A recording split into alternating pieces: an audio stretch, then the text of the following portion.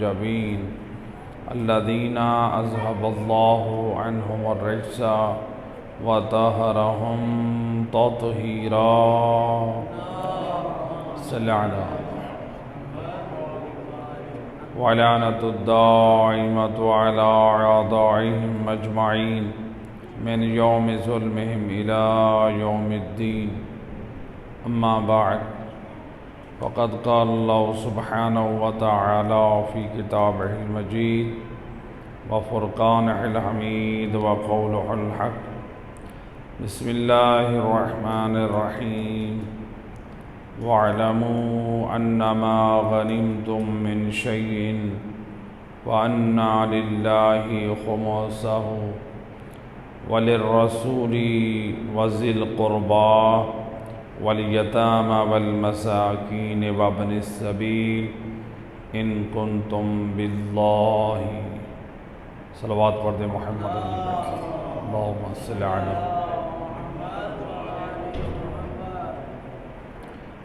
قرآن کریم کی جس آیت مجیدہ کو ہم نے موضوع قرار دیا ہے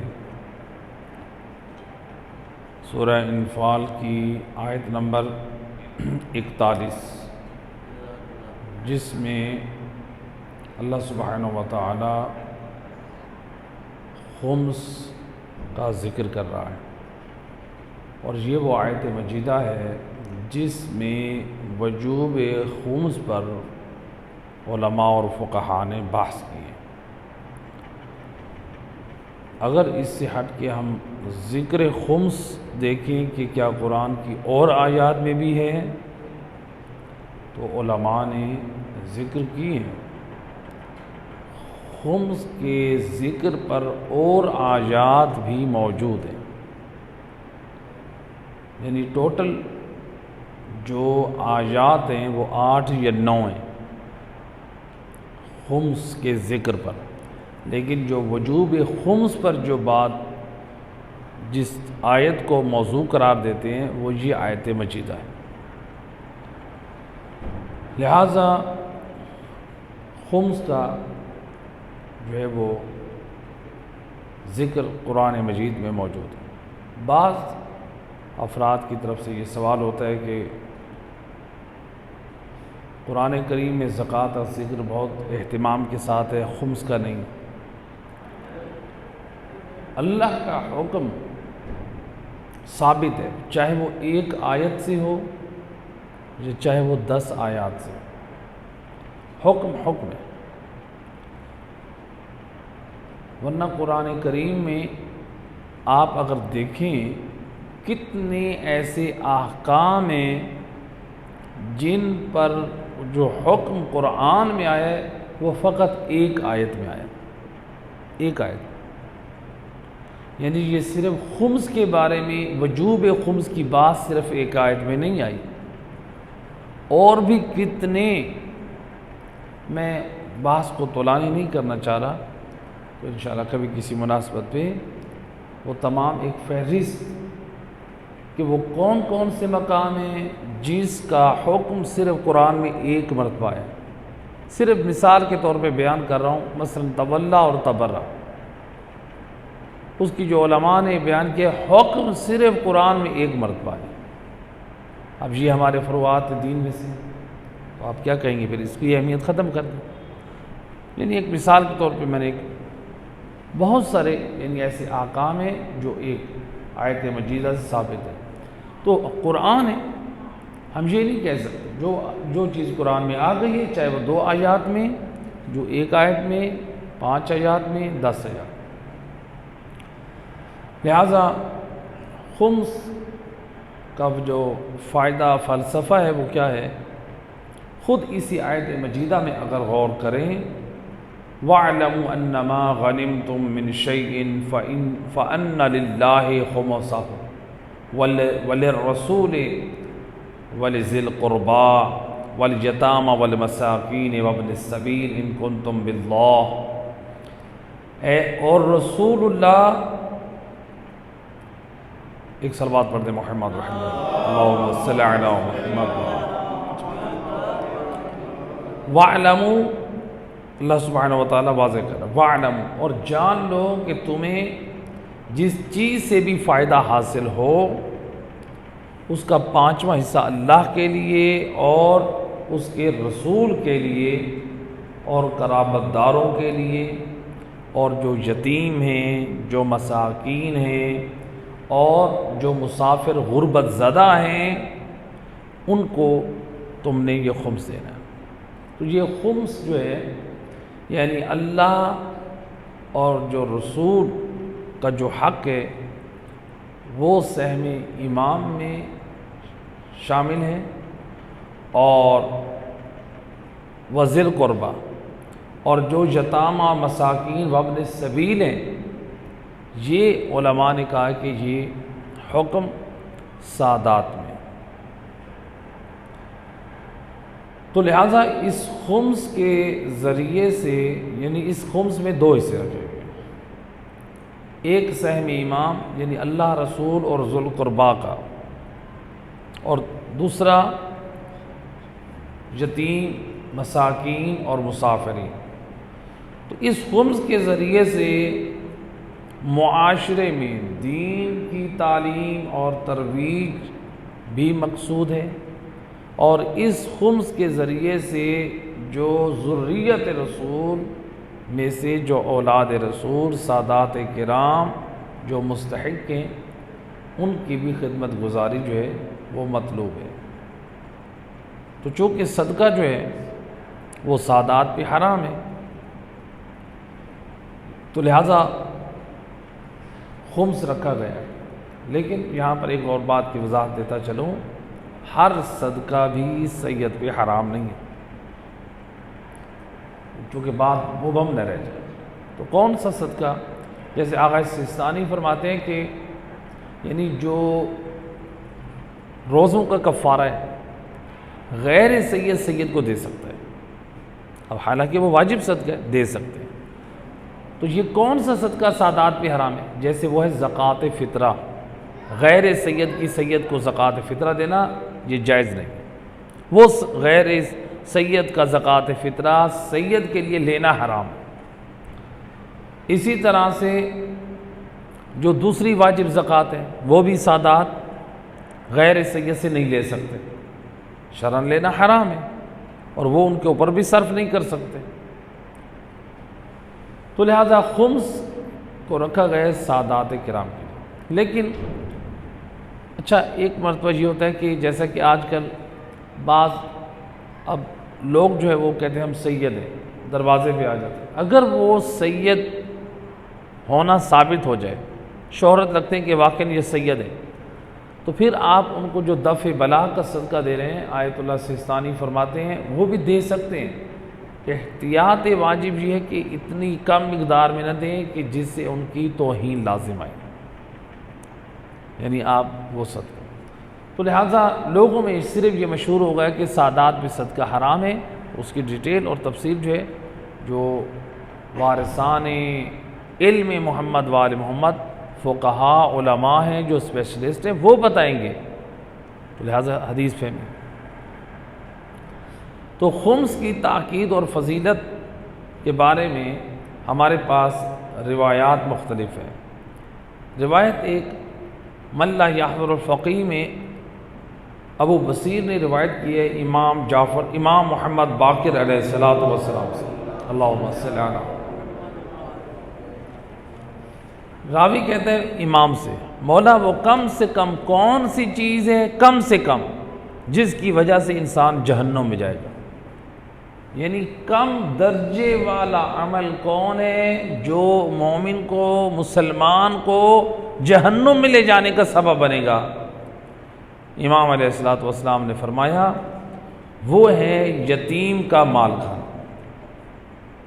من اکل من مال الیتیم درہما، جو یتیم کے مال میں سے 1 درہم کھائے یہ عمل انسان کو جہنم میں لے جائے گا، یعنی کم سے کم یتیم کا 1 درہم کھانا انسان کے لیے جہنم میں جانے کا سبب بنے۔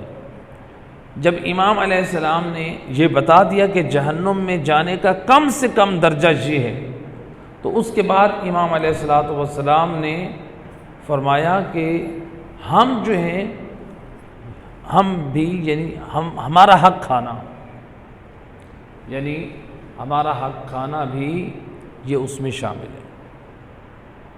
تو لہٰذا محمد و آل محمد کا یہ حق یعنی خمس یہ کھانا یہ بھی اس میں شامل ہے، تو یعنی ہم محمد و آل محمد کا حق کھا لیں۔ یہاں پر دیکھیے تھوڑی سی فکر کریں، ایام فاطمیہ میں آپ مجالس سنتے ہیں تو جو لوگ حق جناب سیدہ جنہوں نے نہیں دیا، آپ آج تک اعتراض کرتے ہیں کہ جناب سیدہ کا حق ثابت تھا اور ان کا حق نہیں دیا گیا، اور آپ جناب فاطمہ زہرا سلام اللہ علیہا کے حق کو یاد کر کے گریہ بھی کرتے ہیں۔ یعنی یہ کیسی بات ہے، ہم بی بی کے حق کو بھی روئیں اور اس بات پہ بھی ہم رہیں کہ جناب سیدہ کا یہ حق تھا، لیکن ہم یہ دیکھیں کہ اس دور میں جناب سیدہ کا جو حق ہماری گردنوں پہ ہے، جو ان کی نسل ذریت میں سے سادات کا جو حق ہماری گردن پہ بنتا ہے، کہ ہم وہ حق ادا کریں۔ ہم بھی اگر حق کھا جائیں تو ہم بھی تو میدان قیامت میں اسی فہرست میں آئیں گے جو حق کھانے والے ہیں۔ تو لہٰذا حق کے جناب سیدہ یا حق کے ائمہ ہدیٰ علیہ الصلوۃ والسلام کھانے والا کوئی بھی ہو، میدان معاشر میں سب سے سوال ہے۔ اور ہمارے پاس جو روایت ہے امام علی رضا علیہ الصلوۃ والسلام اللہم صلی علی محمد وعلی مستدرک الوسائل کی بڑی عظیم روایت، امام علیہ الصلوۃ والسلام تھے کہ خمس کے نکالنے کا جو فائدہ ہمیں ہے، ہم جو خمس نکالیں گے اس کا فائدہ ہمیں ہے۔ امام علیہ الصلوۃ والسلام اس روایت میں بڑی تفصیلاً روایت ہے، اس میں سے میں چند ٹکڑے جو ہے وہ آپ کے سامنے بیان کروں گا۔ امام فرماتے ہیں ان الخمس عوننا علی دیننا، خمس کی ادائیگی یعنی خمس دینا ہمارے دین پر ہماری مدد ہے، یعنی اگر تم چاہتے ہو محمد و آل محمد کے مددگار بنو، امام علیہ السلام فرماتے ہیں پھر خمس کی ادائیگی کرو۔ دیکھیے نا، ہم میں سے ہر ایک مثال کے طور پہ آپ کے عزیز و اقارب میں سے کوئی کہے کہ میری ہیلپ کریں، خدا را میری ہیلپ کریں، آپ کہیں گے واقعاً ہم اگر آپ اس سے محبت کرتے ہیں تو آپ اس کی مدد اور ہیلپ کریں گے۔ اگر امام معصوم کہیں دین ہمارے دین پر ہماری مدد اگر کرنا چاہتے ہو تو پھر خمس کی ادائیگی کرو۔ یعنی اگر ہم ائمہ اہل بیت سے واقعاً محبت رکھتے ہیں، ان کی ولا کا کلمہ پڑھتے ہیں، تو خمس کی ادائیگی فرض ہے ہم پر، یہ واجب ہے۔ یعنی دین پر اگر کوئی عمل مددگار ہے تو یہ وہ خمس کی ادائیگی ہے، جو امام اپنی زبان سے خود فرما رہے ہیں، ان الخمس عوننا علی دیننا، ہمارے دین پر ہماری مدد ہے۔ اور پھر اگلے جملے میں فرمایا وعلی عیالاتنا، اور خمس کی ادائیگی سے ہماری عیال کی بھی مدد ہوتی ہے، ہماری اولاد کی بھی مدد، ہماری ذریت کی بھی اگر مدد ہے تو وہ اس خمس کی ادائیگی میں ہے۔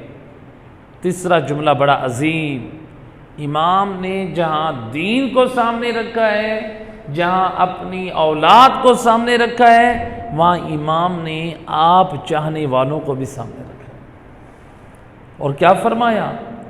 فرماتے ہیں وَعَلَى مَوَالِينَا، خمس کی ادائیگی ہمارے موالی، ہمارے حقداروں کے لیے مدد کا وسیلہ ہے۔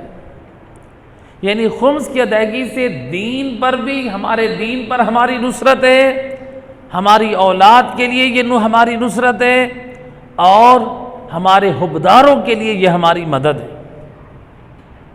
تو آپ دیکھیں خمس کی ادائیگی سے، یعنی آپ دیکھ سکتے ہیں معاشرے میں مثلا آپ نے خمس ادا کیا، جو دینی درسگاہ ہیں یا ادارے ہیں جو خمس کے ساتھ مال امام کے ساتھ چل رہے ہیں، وہاں پر دو قسم کے کام ہو رہے ہیں، یعنی مومنین کے لیے فلاحی امور بھی انجام دیے جا رہے ہیں مال امام میں سے، اور ذریعہ تبلیغ بھی انجام دی جا رہی ہے۔ ماشاءاللہ جس پلیٹ فارم سے ہم یہ خمس کی اہمیت کو ذکر کر رہے ہیں، ماشاءاللہ یہاں سے بھی یہ دونوں چیزیں عملاً دیکھنے میں آ رہی ہیں کہ مومنین کی فلاحی امور کے لیے بھی خدمت انجام دی جا رہی ہے اور مومنین کی اصلاح اور ہدایت کے لیے بھی کوشش کی جا رہی ہے۔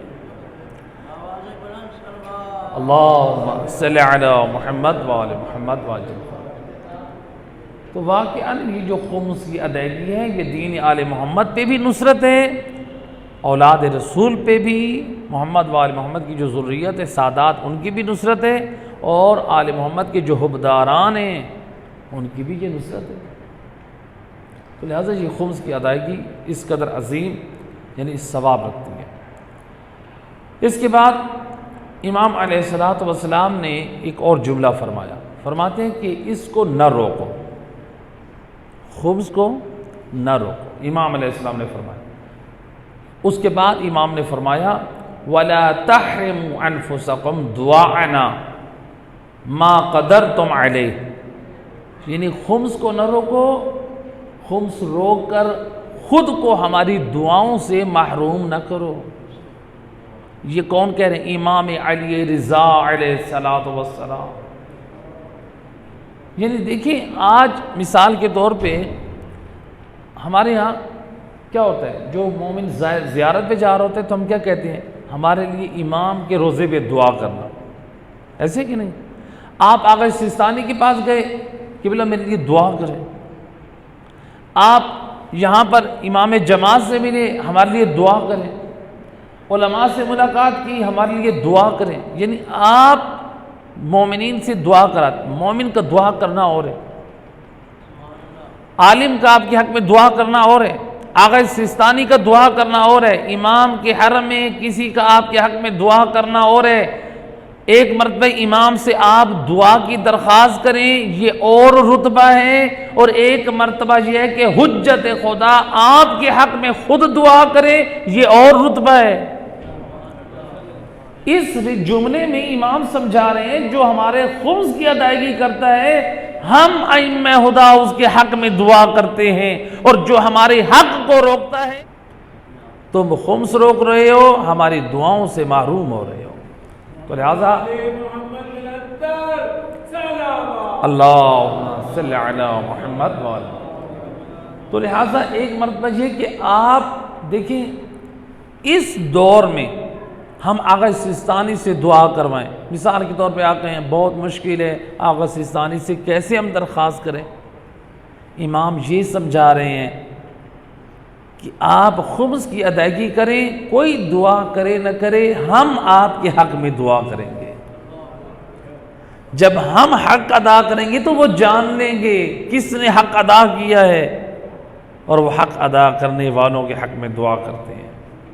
اور دیکھیں فقط یہاں تک امام نے بات نہیں کی ہے، اب امام نے دنیاوی فائدے بھی اس میں بیان کر دیے۔ ایک تو ہمارے حق میں امام کی دعا پوری ہوگی خمس کی ادائیگی سے، دوسرا امام علیہ السلام نے اس کے بعد فرمایا فَإِنَّ إِخْرَاجَهُ مِفْتَاحُ رِزْقِكُمْ، امام فرماتے ہیں او رزق کی فراوانی کے لیے تسبیح اور ذکر اور نمازیں پڑھنے والوں، اور رزق کی فراوانی کے لیے عمل کرنے والوں، رزق کی فراوانی کے لیے اعمال کرانے والوں، عاملین کے پاس، نجومیوں کے پاس جانے والوں، امام فرماتے ہیں تمہارا یہ خمس ادا کرنا تمہارے رزق کی کنجی ہے،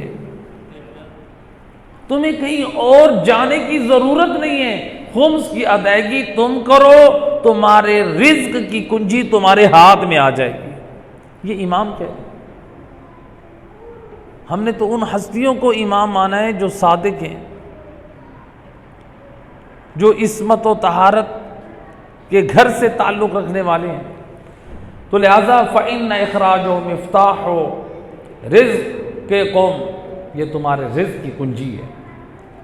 وَتَمْحِيصُ ذُنُوبِكُمْ، اللہ اکبر، کس قدر امام حجت خدا اپنے چاہنے والوں کو مطمئن کر رہے ہیں، فرماتے ہیں اگر تمہارے دامن میں جتنے گناہ ہیں خمس کی ادائیگی کرو، اس خمس کی ادائیگی سے تمہارے گناہوں کی بخشش کا ذریعہ ہو جائے گا۔ کتنے فائدے امام گنوا رہے ہیں۔ رزق کی کنجی بھی ہیں اور گناہوں کی بخشش کا ذریعہ بھی ہے۔ اور اس کے بعد امام علیہ الصلوۃ والسلام نے فرمایا وما تمہدون لانفسکم لیوم فاقتکم، اور یوم فقر و فاقہ یعنی قیامت کے دن کے لیے تمہارے لیے یہ خمس زاد راہ ہے۔ اب دیکھیے کس قدر عظیم امام نے یہ پیغام دے دیا ہے۔ میدان معاشر فقر و فاقہ کا دن ہے، مصیبت کی گھڑی ہے، پریشانی کا وقت ہے، امام فرما رہے ہیں اس وقت کے لیے اگر زاد راہ چاہتے ہو تو خمس کو ادا کرو۔ میدان معاشر میں زاد راہ ہے، گناہوں کی بخشش کا ذریعہ ہے، رزق کی کنجی ہے، اور ہمارے حبداروں، ہماری اولاد اور دین پر ہماری نصرت ہے۔ اور بعض روایات میں ملتا ہے کہ تمہاری ذریت کی جو پاکیزگی اور طہارت ہے وہ اس خمس کی ادائیگی میں ہے۔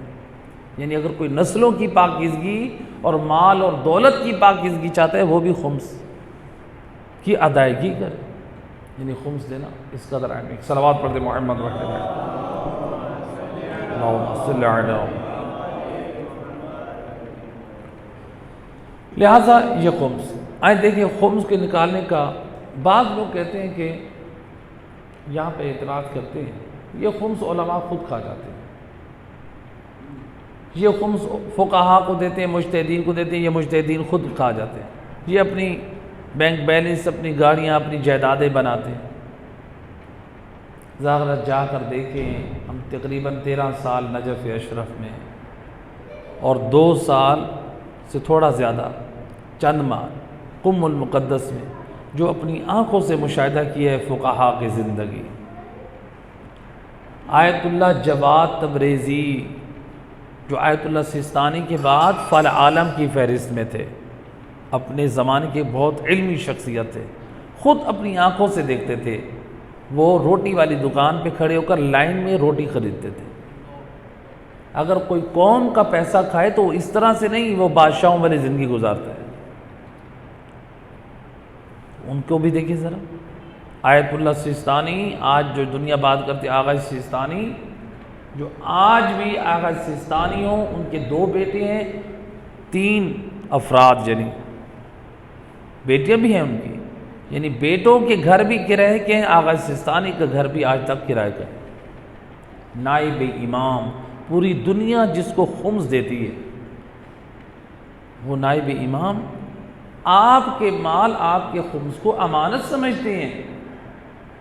مجھے اچھی طرح سے یاد ہے سن 2004 میں جب ہم نجف اشرہ میں تھے، وہاں پر افریقہ دارالسلام سے ہمارے ایک اردو زبان والے ایک مومن بزنس مین آئے پاکستان، وہاں پر نجف اشرف میں اس وقت سن 2004 میں $1,00,000۔ اب دیکھیں اس وقت بھی مالیت ہے اور اس وقت بھی کیا مالیت تھی، $1,00,000 آغا سیستانی کے پاس لے کر آئے، کہتے ہیں اس میں نہ یہ زکوٰۃ ہے نہ اس میں خمس ہے، یہ میرے اپنے مال میں سے ہے، میں خمس بھی ادا کر چکا ہوں، زکوٰۃ بھی ادا کر چکا ہوں، یہ مال آپ کی خدمت میں ہدیہ اور تحفہ پیش کرنا چاہتا ہوں، اسے قبول کیجئے جو آپ آج تک کرائے کے مکان میں ہیں۔ آغا سیستانی نے کیا جواب دیا؟ جو ایک راہبر ہوتا ہے اس کی ایک ذمہ داری ہوتی ہے، کیا فرمایا؟ فرماتے ہیں جب تک ایک عراقی بے گھر ہے اس وقت تک میں اپنے لیے گھر بنانا پسند نہیں کرتا، اگر یہ تم مجھے دینا چاہتے ہو تو تمہاری یہ امانت ہوگی، میں عراقی غریب عوام کے مکان بنانے میں صرف کروں گا۔ اللہ اکبر، یہ ہے مرجعیت، مقام مرجعیت۔ اور ہمارے استاد محترم جب وہاں پر ہم ایک درس پڑھ رہے تھے علامہ حلی کی کتاب عراقی استاد کے پاس، تو انہوں نے بتایا کہ ایک عالم دین اپنی زوجہ کے ساتھ آغا سیستانی کی گھر ملاقات کے لیے گئے، یعنی ایک تعلق تھا۔ آغا سیستانی کے گھر میں جب ان کی اہلیہ کو وہ مولانا صاحب کی بیگم ایک سوٹ لے کر گئی ہے ہدیہ کرنے کے لیے، یہ قبول کریں۔ آغا سستانی کی زوجہ کیا کہتی ہیں؟ فرماتی ہیں یہ آپ کسی مستحق مومنہ کو تلاش کریں، اس کو دے دیں، میرے پاس لباس موجود ہے، میرے پاس ایک اور لباس موجود ہے، ایک میں نے پہنا ہوا ہے، جب میں یہ اتاروں گی تو وہ پہن لوں گی۔ اور وہ کہتے ہیں کہ لباس نہایت سادہ اور پرانا لباس۔ اب بتائیں، نائب امام کی زوجہ ایک اتارتی ہے تو دوسرا پہنتی ہے۔ ہم یہاں پر بیٹھ کے یہ بات کر دیتے ہیں کہ یہ علماء، یہ فقہا، یہ ہمارے خمس کا پیسہ کھا جاتا ہے۔ باتیں کرنا بہت آسان ہے، اور عام طور پہ یہ وہ لوگ اعتراض کرتے ہیں جو خمس ادا نہیں کرتے۔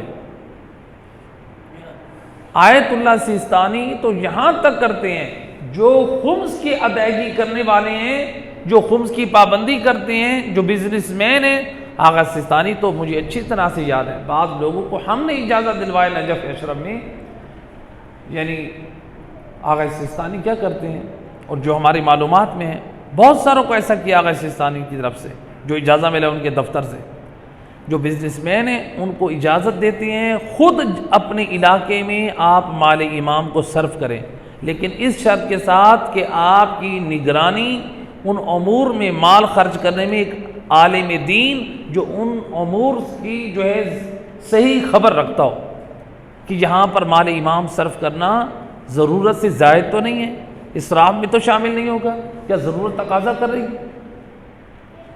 تمام ان جہاد کو سامنے رکھنا ہوتا ہے۔ علماء ایسا نہیں ہے یہ مال امام کو لے کے آپ سے لے لیں گے اور اس کو فضول خرچی میں اس کو استعمال کر لیں گے۔ آپ اپنا حق ادا کر رہے ہیں میدان معاشرے میں، پھر اس نے جواب دینا ہے، آپ نے کہاں خرچ کیا تھا، انہوں نے حق ادا کر دیا، آپ نے کیا کیا؟ لہذا ہمارے علماء، یہ بزرگان، یہ اس مال خمس کو امانت سمجھتے ہیں۔ دیکھیے خمس کی ادائیگی سے ہمارے اپنا مال محفوظ ہوتا ہے، خمس ہو، زکوٰۃ و واجبات کی ادائیگی سے ہمارا اپنا مال محفوظ ہوتا ہے۔ صاحب روضۃ الواعظین نے ایک حکایت نقل کی ہے، کہتے ہیں کہ پرانے زمانے میں کچھ لوگ حج بیت اللہ کی زیارت کے لیے، پہلے زمانے میں لوگ پیدل حج کے لیے جاتے تھے، جیسے ائمہ ہدیٰ علیہ الصلوۃ والسلام کی سیرت میں بھی ملتا ہے کہ امام حسین علیہ الصلوۃ والسلام نے روایت میں 25 حج پیدل کیے تھے۔ یہ ہمارے حسینیوں کے لیے درس لمحہ فکریہ ہے کہ حسین والو، مولا حسین 25 حج پیدل کریں، اور آج ہم حسین کے حبدار ہو کے اپنے فرائض اور واجبات کو ادا نہ کریں۔ کیا مولا حسین کی خدمت میں جائیں شفاعت کے لیے، وہ کہہ دیں تو میرا صرف یہ ذکر تو سنتا رہا کہ میں نے 25 حج پیدل کیے ہیں، تیرے پاس تو استطاعت مالی تھی، سب کچھ تھی، اور پھر بھی حج بیت اللہ کے فریضے کے لیے نہ گیا، کس منہ سے جائیں گے امام کے سامنے؟ تو لہٰذا پرانا زمانہ ہے، لوگ حج بیت اللہ پہ پیدل جا رہے ہیں۔ کچھ لوگ ہیں، دوست ہیں، ایک چشمے پہ پہنچے، وہاں پر انہوں نے آرام کیا، پانی پیا، چشمہ تھا، اس کے بعد یہ اٹھے اور یہ روانہ ہو گئے۔ اب یہ کافی دور جب پہنچے، اس شخص نے دیکھا جو میری زندگی کا سرمایہ ہے، جو اس زمانے میں لوگ درہم اور دینار، سونے کی اشرفیاں، دینار یا موتیوں کی شکل میں وہ اپنے پاس کمر بند میں سیو کرتے تھے، جسے آج بعض لوگ سفر کے دوران بیلٹ باندھتے ہیں، تو وہ اپنی قیمتی اشیاء ان میں محفوظ کرتے تھے۔ اس نے دیکھا کہ میری وہ جو قیمتی تھیلی تھی وہ گر گئی ہے، کہا کہ میرا جو زندگی کا سرمایہ تھا وہ سارا گر گیا، وہ میرے پاس نہیں۔ دوستوں نے کہا واپس چلتے ہیں، کہا نہیں، گھبرانے کی ضرورت نہیں ہے، لگتا ہے کہ جہاں ہم آرام کیا، ہم نے سوئے، وہاں پر میری وہ تھیلی رہ گئی ہے۔ کہا کہ اب ہم حج بیت اللہ کے لیے جا رہے ہیں، انشاءاللہ واپسی پہ اس کو لے لیں گے۔ دوست حیران، کہنے لگے کہ یہ کیسے ہو سکتا ہے، تھیلی ہے، قیمتی چیز ہے، اور جو دیکھے گا کیسے وہاں سے نہیں اٹھائے گا؟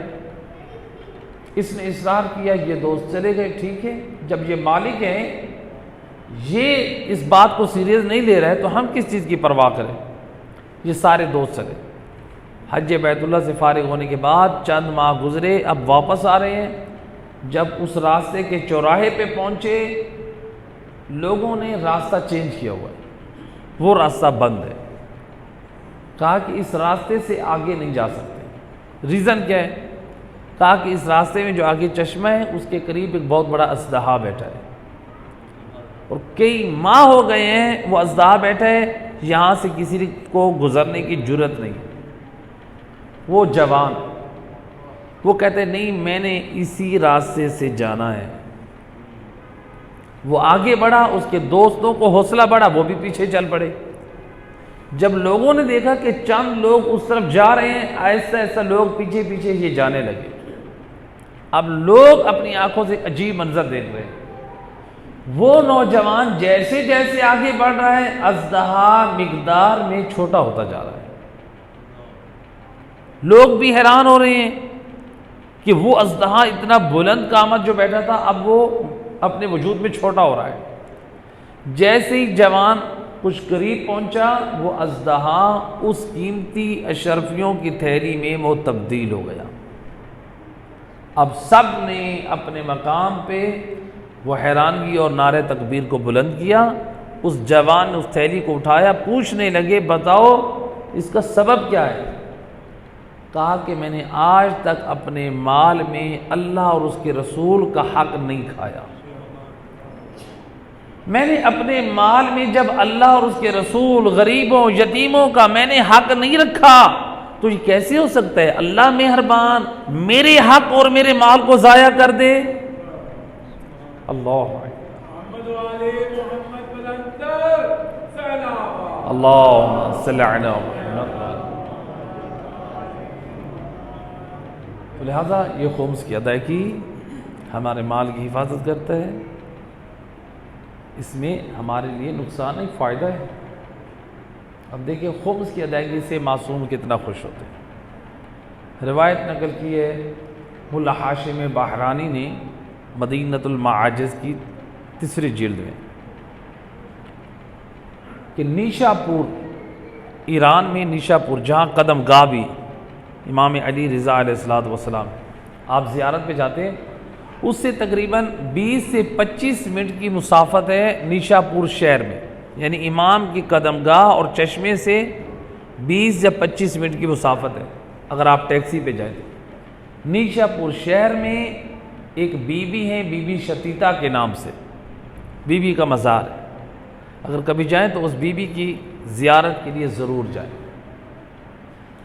اس نیشا پور شہر میں جو اس وقت حکمران محمد وآل محمد جمع ہوئے کہ ہمارے کچھ مسائل شرعی ہیں اور ہمارا واجب جو خمس ہے وہ ہم بھیجیں حجت خدا امام جعفر صادق علیہ السلام کے نام۔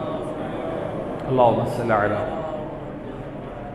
ان لوگوں نے ایک شخص تلاش کیا جو قابل اعتماد تھا، ابو جعفر تیار کیا، وہ آمادہ ہوا۔ اب لوگ آ رہے ہیں ہزاروں کی تعداد میں درہم و دینار دینے کے لیے، اور کپڑے کی مقدار، ایک بہت بڑی مالیت کی مقدار دی اس ابو جعفر کو، اور کپڑے کی مقدار دی۔ ایک صلوات پڑھ دے محمد و اہل بیت اللہم صلی علی۔ 30,000 دینار، 50,000 درہم اور 2,000 کپڑا، یعنی کپڑوں کے تھان یا کپڑوں کی ایک بڑی مقدار لوگ دینے آئے ابو جعفر کو۔ ابو جعفر نے وہ قبول کیے، اور کچھ سوالات تھے۔ جب یہ سوال جمع کر رہا تھا، اسی اثناء میں ایک ضعیفہ خاتون آئی جس کے ہاتھ میں 1 درہم اور 2 دانک تھے، اور ایک کپڑا تھا جس کپڑے کی مالیت 4 درہم تھی، یعنی ٹوٹل جو اس نے خمس نکالا اپنے مال میں سے، اس کی مالیت بنتی ہے 5 درہم 2 دانک۔ ایک دانک کہتے ہیں جو 1 درہم کے 6 حصے ہوتے ہیں، اس میں ایک حصے کو دانک کہتے ہیں۔ تو یعنی آدھا درہم بھی نہیں، یعنی گویا 5.25 درہم اس کا خمس بن رہا ہے، کپڑے اور پیسے کی شکل میں، 1 درہم 2 دانے اور 1 کپڑے کا ٹکڑا، یہ مومنہ لے کر آئی، اس کو دینے لگی۔ ابو جعفر نے کہا ہے انا استحی من ابی عبداللہ، یہ میں ہزاروں کی مقدار میں درہم و دینار اور کپڑا لے کے جا رہا ہوں، مجھے شرم آتی ہے کہ میں تمہارا 1 درہم اور تھوڑا سا کپڑا امام صادق علیہ الصلوۃ والسلام کی خدمت میں یہ پیش کروں۔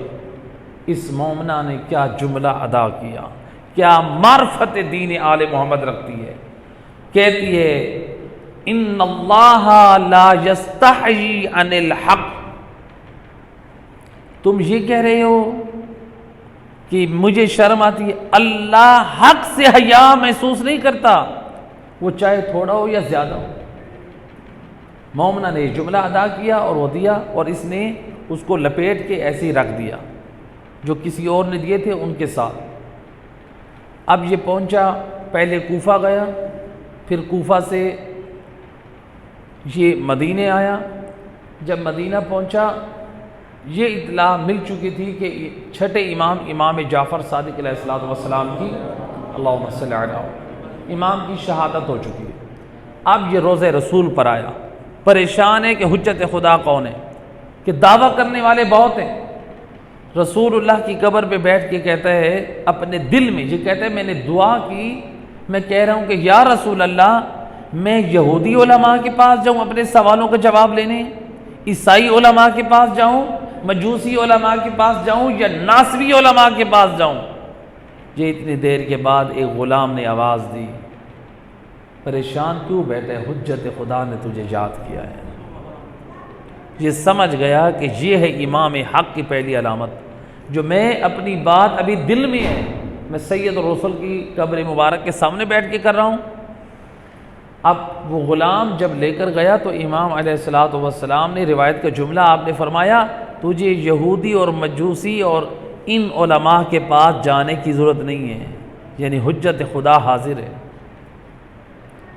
تو یہ راوی کہتے ہیں کہ امام علیہ الصلوۃ والسلام نے فرمایا کہ وہ جو تمہارے سوال نامے تھے ان کے اوپر میں نے جوابات بھی دے دیے۔ امام کہتے ہیں کہ جب میں نے مہر توڑ کر دیکھی تو واقعاً جو سوال تھے ان کے اوپر جواب تحریر تھے، تو میں پہچان کہ واقعاً یہ حجت خدا ہے۔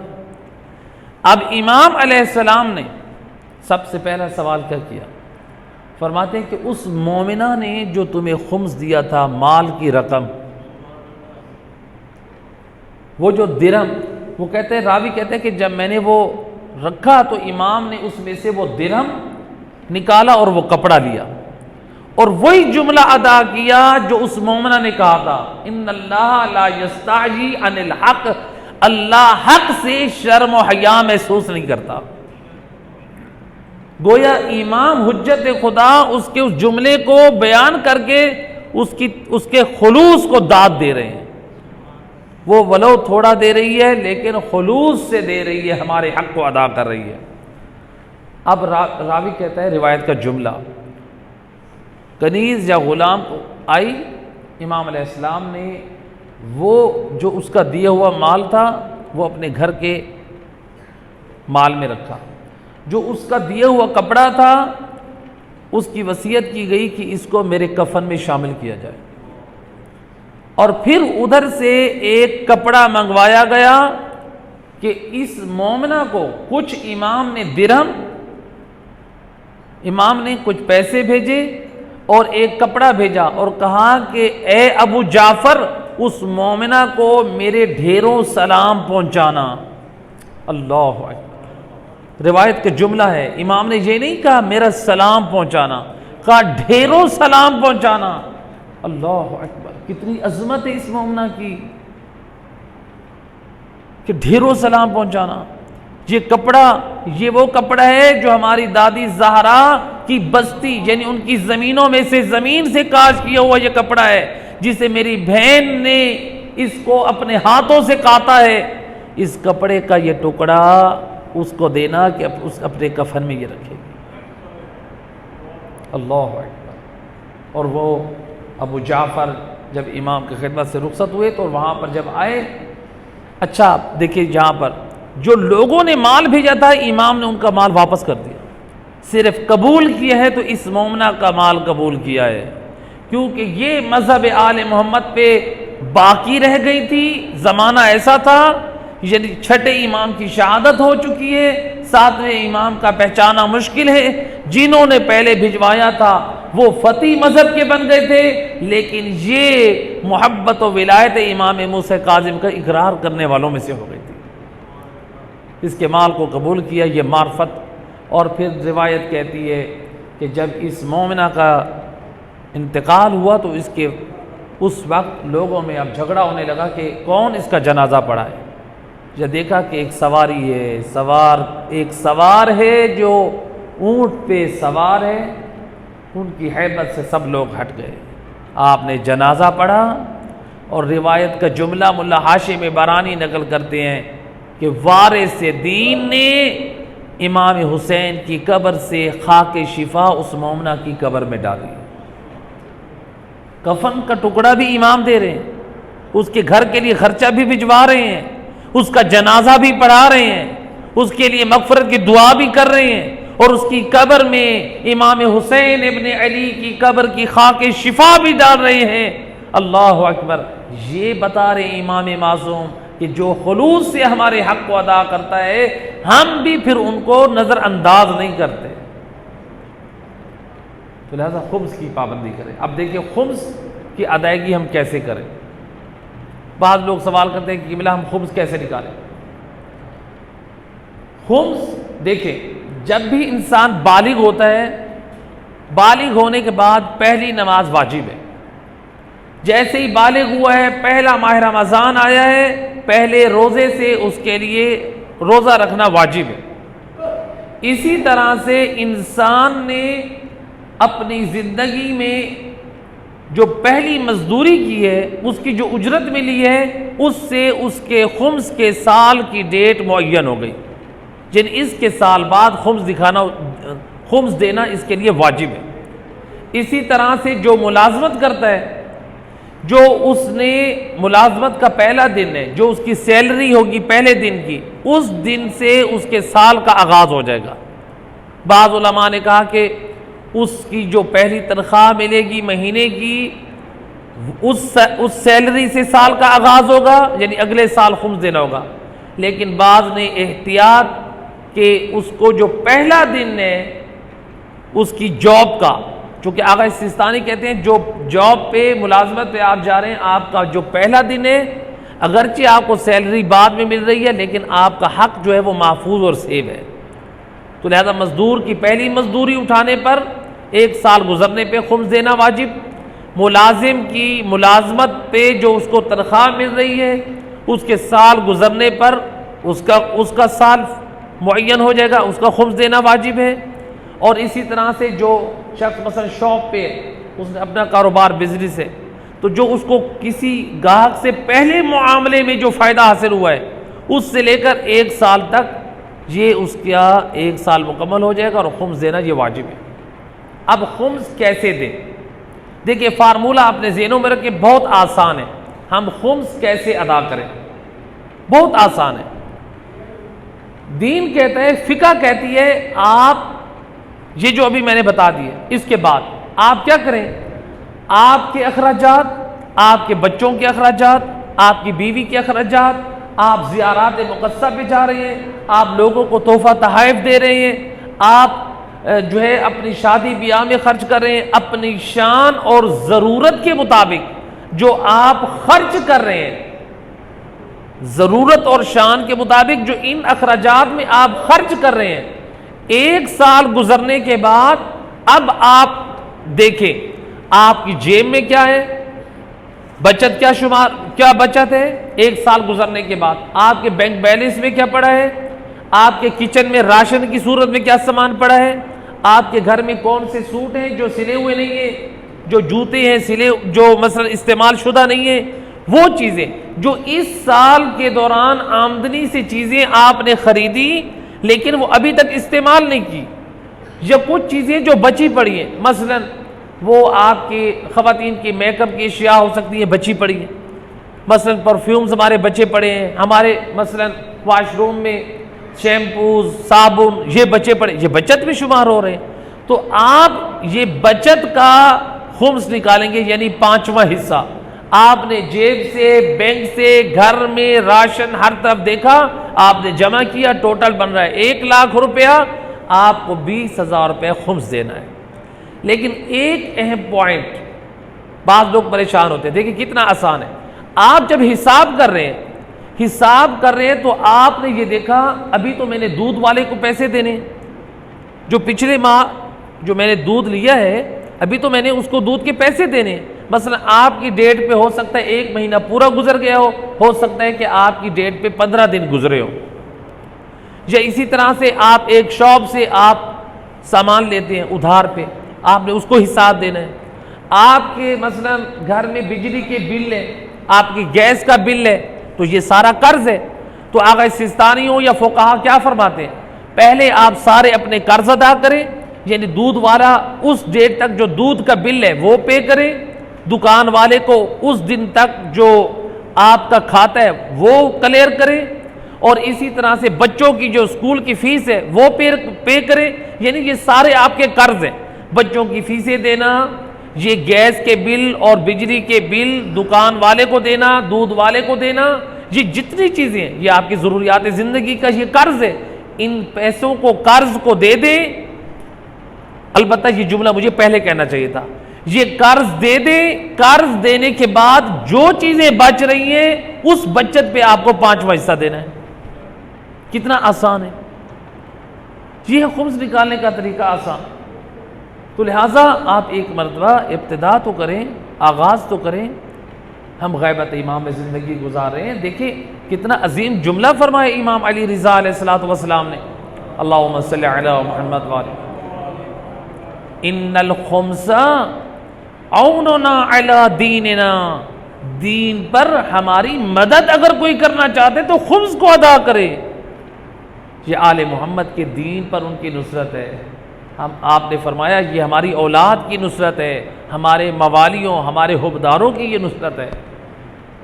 اے کریم مہربان اللہ بحق محمد و اہل بیت علیہ الصلوۃ والسلام، غیبت امام میں ہمیں اپنے فرائض ادا کرنے کی توفیق عطا فرما. اے کریم مہربان اللہ